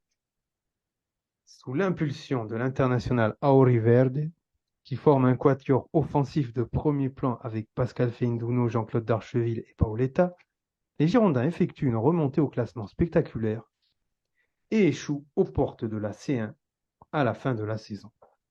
Ils atteignent également les demi-finales de la Coupe de France lors des rencontres face à Marseille, Monaco, Guingamp, Montpellier, Sochaux ou Ajaccio, sans oublier celle contre Lorient en coupe, l'ancienne vedette de Flamengo marque ou fait marquer. Durant les autres matchs, ces arabesques ne cessent de me marquer. Contre Lyon, à l'occasion d'un match importantissime pour une qualification en Ligue des Champions, il tutoie les sommets. Mais un problème aux adducteurs le pousse à quitter le terrain de manière prématurée et son équipe finira par s'incliner. En fin de saison, je dois me faire à l'idée de le voir partir sous d'autres cieux, au Real Saragosse, comme Poussin d'ailleurs, je crois. Ouais. Plus précisément, les Girondins n'ayant pas les ressources nécessaires pour conserver leurs joyaux. Tristesse. Je me console néanmoins avec les matchs de son nouveau club le peu de fois où ils sont diffusés. J'ai aimé ce sentiment que rien ne pouvait nous arriver quand l'ancien madrilène était à nos côtés. L'équipe est menée au score? Aucun problème. Savio est là. L'arbitre vient de siffler un coup franc? Allez, Savio va se faire un plaisir de déposer le ballon sur la tête d'un coéquipier ou dans les filets. Autre chose, j'ai rarement vu un joueur mettre un adversaire autant en difficulté. Demandez donc à Philippe Rachke, Éric de Flandre ou Laurent Moracchini. Ils ont peut-être oublié. Pas Marot, non. Mais les images de leur regard hagard, de leur souffle haletant et de leur envie que tout cela se termine ne mentent pas. Le colibri leur a échappé à chaque fois, inarrêtable et insaisissable. Voilà, bravo, très bon texte. Merci, merci, merci de l'avoir lu et de l'avoir mis en valeur. Oui, donc Savio, ben c'est ça, qualité technique, Mm. euh, le crochet court, prise de balle, contrôle orienté, fin de corps, enfin voilà quoi. Il fallait le voir pour le comprendre. C'était voilà, il y a peu de joueurs qui vont marquer au poste d'arrière gauche. Mais Savio, oui, c'était dur Milieu de passer gauche, après lui. D'ailleurs, milieu gauche. ouais, milieu gauche, ouais. Mm. D'ailleurs, il a été remplacé par Albert Guérin, nouvel entraîneur des Girondins. Ah ouais. Et je pense que j'ai toujours été très très dur et très critique avec Riera, qui était un bon joueur, hein. Attention, mais c'était pas Savio, mais c'était un bon joueur, qui avait un très bon pied gauche, techniquement qui était pas mal. Mais je lui ai jamais pardonné d'avoir remplacé Savio. Moi, je voulais voir Savio pour les 10 prochaines années aux Girondins. Et d'ailleurs, c'est bizarre parce que j'ai jamais compris en fait les modalités de son transfert. Il arrive en prêt avec une option d'achat. Mais alors, je comprends pas pourquoi il y a une option d'achat, sachant qu'il est en fin de contrat à la fin à la fin de la saison 2003. Enfin, en juin 2003, quoi. J'ai jamais compris. Bon, Ouais. bref. Donc, Savio, première satisfaction. La deuxième, on s'en doute, Paoletta, 48 buts, 48 matchs, pardon, 30 buts, 23 en championnat. Mais ça ne fera pas de lui le meilleur buteur. Est-ce que tu te souviens qui était le meilleur buteur en 2002-2003? Anderson? Et non. Euh, ouais, je sais pas. Cherche plus au sud. Plus au sud. Ah ouais. Tony Vérel. Non. Ouais, voilà. Ça aurait pu, Ah, hein. Non, Shabani Shabani. Nanda. Shabani. Bravo, bravo Guillaume, super. Ah, Donc Nonda, bien assisté par Roten, avec qui il avait comment dire, une entente particulière. C'était souvent appel au premier poteau, centre à terre ou centre tout court et Nonda coupé et ça faisait mouche. Donc il marque 26 buts cette saison-là. ah ouais. Paoletta fait aussi 5 buts en Coupe de France, un en Coupe de la Ligue et un en Coupe UEFA. Et il est élu meilleur joueur de la saison en 2002-2003. Donc il remporte, comme j'avais dit tout à l'heure, 2 fois le titre de meilleur joueur de Ligue 1. Donc Paoletta, pareil, qui nous quittera. On l'évoquera par la suite. Ah ouais. Et troisième satisfaction, celle-ci plus inattendue, Marco Canera. 42 matchs sur la saison, 30 en championnat, 6 en Coupe UEFA, 4 en Coupe de France et 2 en Coupe de la Ligue. Alors, il a été bon partout. Il a joué défenseur central, latéral droit et milieu défensif. Il a été bon partout. Solide dans les duels, pas maladroit avec ses pieds, bon jeu de tête malgré une taille modeste, costaud, solide quoi. Solide. Vraiment une très bonne satisfaction, très bonne surprise. Et d'ailleurs, Bordeaux lèvera son option d'achat à la fin de la saison. C'était une époque où finalement, à chaque fois, ça roulait, ça allait de source, quoi. Ça coulait de source. T'avais des joueurs qui arrivaient, c'était quasiment que des succès, quoi. C'était à chaque fois, ça améliorait hein, l'équipe. Bon, il y avait des saisons où on était un Oui, peu moins oui, bon, mais c'est vrai que c'était oui. rarement des flops comme on a connu depuis 5 ou 10 ans, là, où c'est quasiment que des flops, quoi. C'est fou, quoi. À l'époque, ça coulait tout seul. Disons D'ailleurs, que on n'était pas habitué correctement, quoi. Parce que... non. Alors, disons qu'à l'époque, on va dire que la saison qui fait exception, c'est celle la précédente, 2001-2002. Christian, 13 millions de buts, un départ au bout de 6 mois. Paulo Miranda, bon bah Ouais. le vide absolu et Dorasso qui a pas été terrible. Et puis voilà. Et c'est vraiment dans cette période-là, c'est la seule saison. On va dire qu'entre 96, 97 et 2002-2003, c'est 2001-2002, c'est la seule saison où il y a autant de flops au niveau du recrutement. Ouais. On peut pas évoquer la suite de ce qui se passera après la saison. Ouais. Donc, le club va connaître, en plus des départs enregistrés avec Dugarry, Roche, Sommeil et Bonicel euh, à l'hiver 2003, en plus de ces départs, Bordeaux va connaître 3 départs majeurs. Paoletta, qui signera au PSG, il lui reste un an de contrat, il sera vendu 10 millions, et il y a 30 ans, les dirigeants estiment que c'était inespéré pour un joueur de cet âge. Bon, pas sûr. Mm. Savio, qui ne sera pas retenu. Alors ça, c'est un crève-cœur pas possible parce que Savio a répété plusieurs fois qu'il voulait rester à Bordeaux. Il se plaisait dans la ville, il se plaisait dans le club. Il avait apprécié l'attitude des dirigeants quand il a dû s'occuper un peu plus de son fils lors du début de son aventure avec Bordeaux. Savio sera en fin de contrat en juin 2003 et s'engagera au Real Saragosse. Comme Poussin, tu as raison. Poussin qui fait des Euh, miracles là-bas, et hein, qui est puis, vraiment exceptionnel. Hein. J'ai vu des extraits. il a pas pris de Dépasse but, son c'est niveau de normal, il joue pas. Bordeaux. Hein.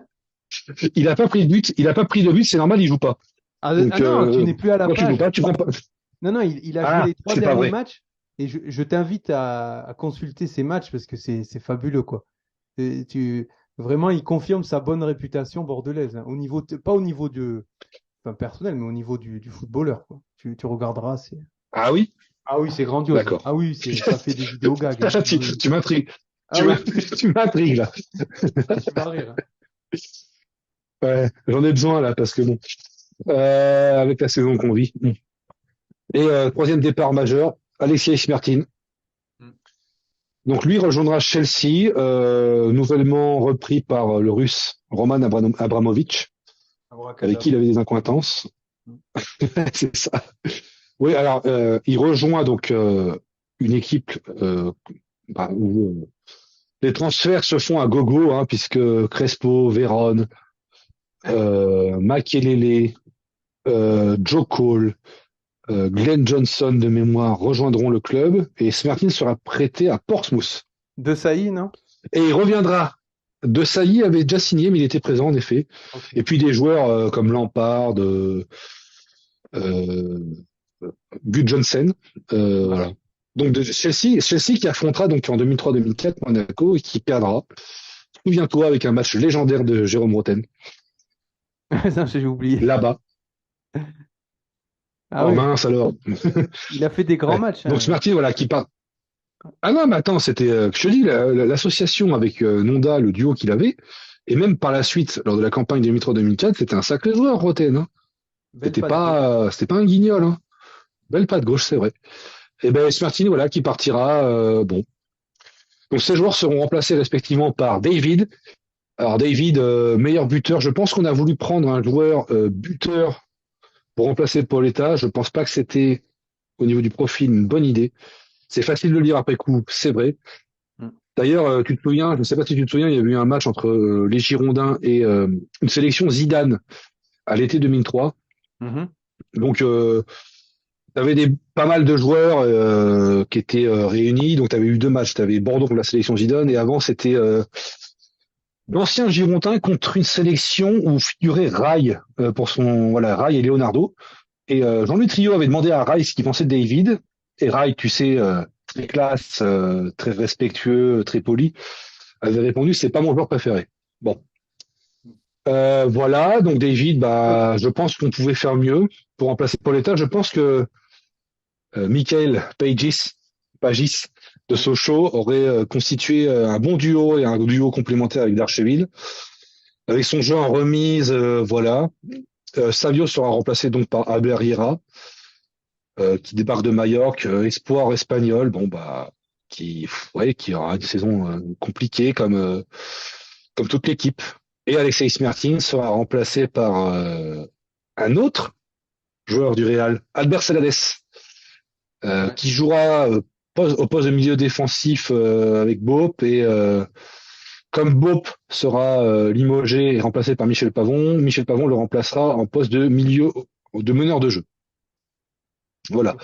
Et citons également l'arrivée de Mauricio Pochettino, arrière argentin, défenseur central, 31 ans, qui signe pour 5 ans et qui s'en va au bout de 5 mois. Voilà. Ouais, donc la suite, bah, je pense que Bordeaux n'avait pas les moyens, soi-disant, enfin, et n'avait pas les moyens tout court de remplacer et déjà de conserver Paoletta et Savio et de les remplacer par des joueurs de même niveau. Donc on a pris des jeunes joueurs quitté leur pays, voilà, qui ont été arrachés à leur famille, enfin arrachés non, qui ont été, comment dire, coupés de leur famille. Ça a Enlevé. peut-être joué en leur défaveur. Célades arrive après 2 années blanches au Real. Bon, peut-être qu'il manquait de rythme. Et voilà, Pochettino ne s'est jamais trop intégré dans l'effectif. Et Bordeaux finira la saison 2003-2004 à la 12e place et quart de finaliste de la Coupe de l'UEFA. Voilà, Ouais, voilà quoi. Une mauvaise saison, quoi. Quart voilà, de voilà. finaliste de la Coupe de l'UEFA. Non, vraiment, c'est une mauvaise saison. Enfin, c'est une mauvaise saison en championnat. Oui, oui, Mais je on sais, finit mais quart bon. de finaliste. Quart de finaliste, on élimine Petrezalka, je crois, de mémoire. Les Artmaker. Écossais de Heart, ouais, Heart of Middleton. Une équipe bulgare dont j'ai oublié le nom. On Grobna élimine le FC Islovo. Bruges. Exact. C'était polonais ou polonais ou bulgare? Ça fait plus polonais, non, mais je vais peut-être dire une bêtise. Ouais, ouais, il me semble. Ouais. On élimine le grand FC Bruges. Ouais. Et voilà. Et en quart, on tombe contre Valence, donc on ouvre le score. Mavibla se fait expulser injustement. On perd 2-1, on perd 2-1 à domicile, on perd 2-1 là-bas, donc 4-2, 4-2 sur les deux matchs et Valence remportera la Coupe de l'UEFA face à Marseille en finale, 2-0. Oui, c'était une très grande équipe de l'époque, hein. Ils avaient été en finale de la Ligue des Champions aussi, non? Alors, c'était pas le même entraîneur, c'était en 2000 et en 2001. Ouais, c'était Ils quelques font années. champion d'Espagne en 2000, ils font champion d'Espagne en 2002 et champion d'Espagne en 2004. C'était quelque chose Valence, hein, Ouais, ouais. Ils étaient hyper forts. avec des joueurs comme Pablo Aimar, Roberto Ayala, Santiago Canizares, Albelda, Ruben Baraja, Mista, Ouais. Vicente, voilà, des joueurs comme ça qui étaient très très costauds. Ouais, c'était une bonne purge à jouer, quoi. Donc Ouais, voilà pour cette saison 2002-2003. voilà, ben merci Pierre pour cette présentation. Voilà, Merci à toi pour ta ça a patience marqué et ta lecture. pour ma part, ça a été un peu la fin parce que j'ai pas accepté le départ de Paoletta et donc je n'ai pas repris l'abonnement au stade l'année d'après. Voilà, à Mais l'époque, on est-ce que était tu es un retourné peu au trop stade après? exigeants. Comment? Oui. Est-ce que tu es retourné malgré tout au stade la saison d'après? Bah, j'y suis. C'est vrai que ça a correspondu à une époque de ma vie après où j'étais plus trop dans le supporterisme, on va dire. Je faisais un peu plus de militantisme et du coup, j'étais pas trop. Non, j'ai dû y retourner après, oui, mais c'était plus. J'avais plus la foi. Ouais, je comprends. Mm. T'as plus fait de déplacement non plus. C'était vraiment la fin de la fin, quoi. Ouais, je pense, ouais, j'ai plus fait. Non, c'est ça, ouais, le dernier, c'était ouais, cette saison-là. Mm. Ok. Ouais, c'est vrai que ça a Voilà. marqué Ouais, une cassure. ouais. Mais toi, ouais, toi, t'en as fait pas mal après. Bah, j'ai commencé les déplacements eh bien, en 2003-2004 à Toulouse, défaite Ah, 1-0. Euh, mais j'allais toujours au stade. J'avais vu cette saison-là, je crois, un Bordeaux-Sochaux. On perd 3-1. J'avais suivi la coupe de l'UEFA. C'était sympa. Je me souviens normalement, enfin, notamment du Bordeaux-Bruges. On gagne 3-1, on est mené 1-0. Bordeaux égalise dans la foulée. Et là, il y a un type dans le virage nord. J'étais en virage nord parce que j'étais étudiant. On prenait les places à 8 euros, tu vois, les places pas chères en virage bas. Et il y a un type à côté de nous qui fait un doigt d'honneur aux supporters belges. Et les mecs, c'était des bons loupards. Ils ont pété la barrière de sécurité. Ils ont commencé à envahir la triple. Et on n'est pas passé loin de se faire casser la gueule, ouais. Mais j'en garde un souvenir comique plutôt. L'insouciance de la jeunesse. Alors en fait, c'était très grave. Et Bordeaux, ouais, c'était un super match. On avait gagné 3-1, 2 buts d'Orira. Non, pardon, 2 buts de Celades, un but d'Orira. Voilà, pour la petite histoire. ah Et ouais, oui, et ouais, non, et en vrai, ça marque une cassure parce que de mémoire de supporter, moi j'avais commencé en 96-97. 2003-2004, pour moi, c'est la première saison où on ne termine pas dans le top 6. ah ouais. Tu vois, Mm. c'est quelque chose. On finit 12e. Donc, et en fait, je pense qu'on paye les transferts onéreux de Christian Mm. qui ne sont pas compensés par une qualification en Ligue des Champions. Et je pense qu'il y a une certaine cure d'austérité au club, au niveau financier, qui se traduira en 2004-2005, hein, parce qu'on prend que des joueurs libres ou des prêts, et on finira 15e, quoi. Donc, je pense qu'on oui, on n'a pas su passer le cap, et notamment cette saison 2002-2003, elle marque une cassure dans le sens où je pense que c'était vraiment la dernière chance qu'on a eue pour le début des années 2000 d'être champion. On aurait vraiment pu être champion en gérant mieux, pardon, le début de saison.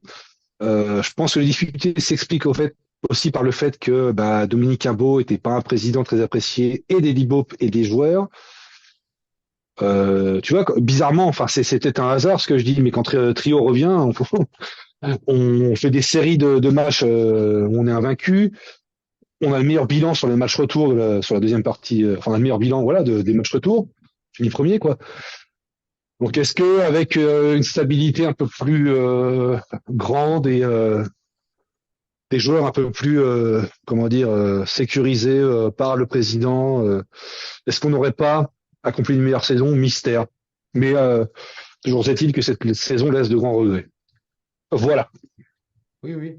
De toute façon, Bordeaux, les titres là, 2009 et 99, ça n'a pas non plus été des titres où on a survolé de A à Z et où on était sûr de gagner, quoi. Ça a aussi toujours été un peu, il y a eu une part de chance et là, bon, elle est tombée du mauvais côté, quoi. Elle n'était pas pour nous. Bah, c'est surtout que à la différence de 2002-2003, 99 et 2009, on est outsider. On n'est pas considéré comme favori. Alors que je pense que le statut de favori annoncé en début de championnat pour Bordeaux a peut-être été un peu trop lourd à porter pour les joueurs. Si tu veux, parce qu'il y a eu des attentes rapides. Et dans ces cas-là, tu n'as pas de temps. Il faut être efficace et avoir des résultats tout de suite. Et c'est peut-être cette pression qui a un peu embêté, déstabilisé les joueurs et l'entraîneur. Parce que tu vois, tu subis une défaite 4-1, pardon 4-1, 2-1 à la quatrième journée. Peut-être que ça commence à grincer. Après, tu perds lors de tes déplacements à Marseille et à Bastia. Est-ce que il n'y a pas eu une pression mise sur les joueurs et l'entraîneur en disant, de la part du président, de l'actionnaire, en disant, bon bah écoutez, on vous a mis les moyens à disposition pour jouer le titre. Maintenant, faites pas les cons, quoi. Assurez, on veut des résultats. Est-ce que ça, le fait d'annoncer que Bordeaux jouait le titre, ce qui était plutôt rare pour Bordeaux, parce que Bordeaux, on aimait bien vivre caché. 99, on dit pas qu'on joue le titre, et 2009 non plus. Donc, est-ce que le fait d'annoncer clairement qu'on joue le titre n'a pas eu des effets négatifs sur le début de saison, peut-être?